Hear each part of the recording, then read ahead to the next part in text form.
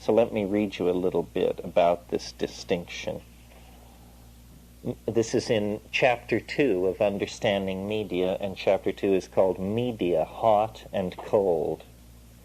The rise of the waltz, explained Kurt Sachs in The World History of the Dance, was a result of that longing for truth, simplicity, closeness to nature, and primitivism with which the last two-thirds of the 18th century fulfilled.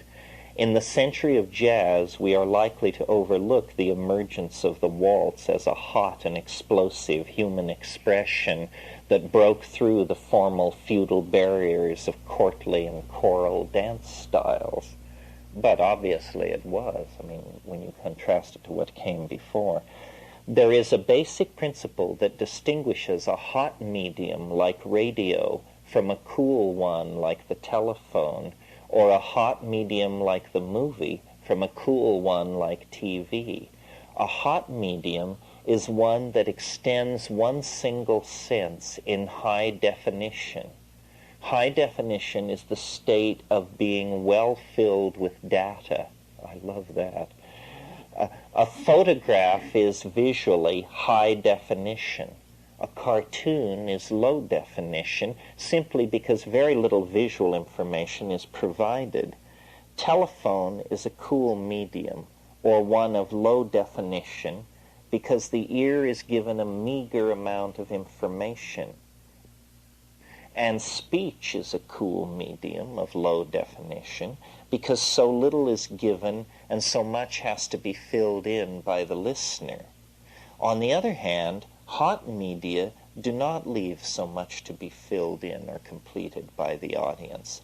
Hot media are, therefore, low in participation, and cool media are high in participation or completion by the audience. Naturally, therefore, a hot medium like the radio has very different effects on the user from a cool medium like the television. A cool medium, like hieroglyphic or ideogrammic written characters, has very different effects from the hot and explosive medium of the phonetic alphabet. The alphabet, when pushed to a high degree of abstract visual intensity, became typography.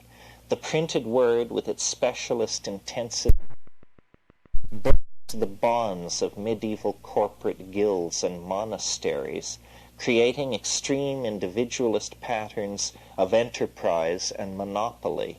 But the typical reversal occurred when extremes of monopoly brought back the corporation with its impersonal empire over many lives.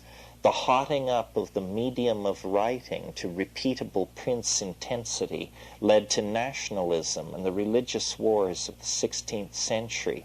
The heavy and unwieldy media, such as stone, are time binders. Used for writing, they are very cool indeed and serve to unify the age, whereas paper is a hot medium that serves to unify spaces horizontally, both in political and entertainment empires.